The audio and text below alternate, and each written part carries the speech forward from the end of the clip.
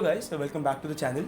Today we're going to talk about everything about studying in Germany, since Germany is becoming a very popular destination for students to study abroad. So let's dive straight into it.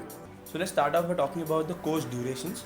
So our typical bachelor's degree in Germany is from around 3 to 4 years, while a typical master's degree ranges from around 2 years, while a MBA program over here depends on the college and is around 1 year to 2 years, while a PhD program lasts for around 3 years.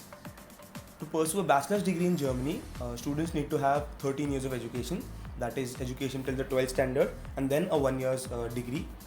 After that, for pursuing a master's degree over here in public universities, there's a requirement of 16 years of education, that is studying up to the 12th standard and then having a 4 years of a bachelor's degree. Now moving on to the different intakes, there's a winter intake which starts from around September, for which the deadline is in mid-May or mid-June basically.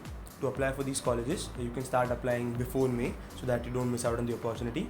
The next intake is the summer intake, which is in around mid-April and for which the deadline is around in January.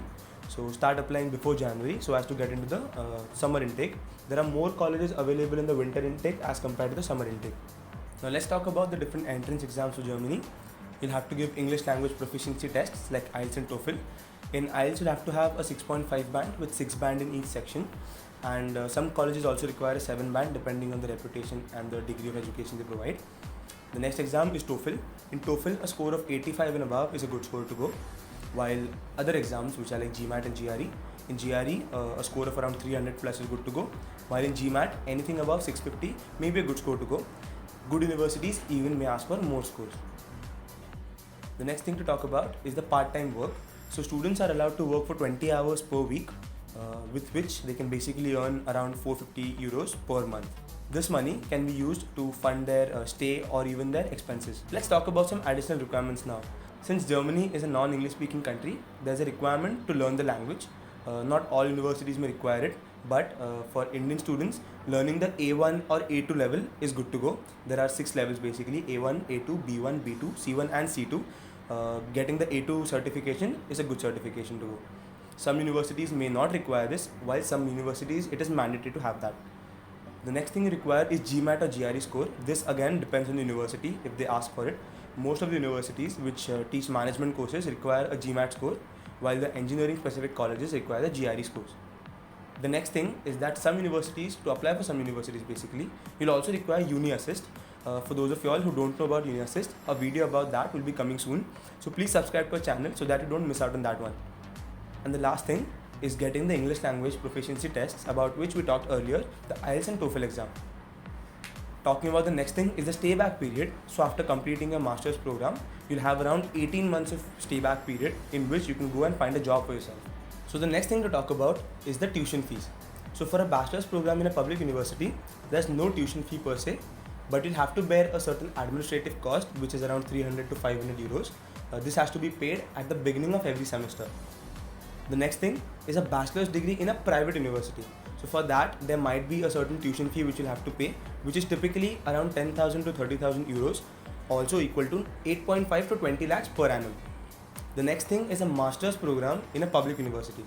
So for a master's program in a public university, again, there is no tuition fee per se, or it can be as low as 500 euros per semester, or even sometimes 500 euros per year. The next thing is a master's program in a private university. So again, like a bachelor's program, here as well, you'll have to pay the tuition fees. Therefore, the cost can go up to around 9.5 to 20 lakhs per annum. For MBA programs, it is generally around 20 lakhs to 30 lakhs per annum, since MBA is an expensive program. Just so that you know the different kinds of public and private universities in Germany, here's a list of certain public universities in Germany, while these are certain private universities in Germany. Now let's move on to an important aspect of studying abroad, which is the living expense. In Germany, the average living expense of any international students is around 750 to 900 euros every month, which is around 65 to 80,000 per month. This includes living, food costs, entertainment and even traveling. The next thing to move on to is the popular courses in Germany. So since Germany is very well known for its automotive industry, the automobile industry is the biggest industry over here and ample amount of job opportunities are available here. Apart from that, there are various other industries as well, which are... Now let's move on to the different scholarships which you can go for. There are various scholarships that international students are given. For example, the DAAD scholarship, and the Erasmus scholarship. Other scholarships include these. So guys, this was it for the video. If you have any other doubts, please feel free to let us know in the comment section given below. Also, if you like the video, please give us a thumbs up. Subscribe to the channel if you're liking the content, and share this video with someone you know is going to go to Germany. Thank you so much for watching this video again. We'll see you in the next one.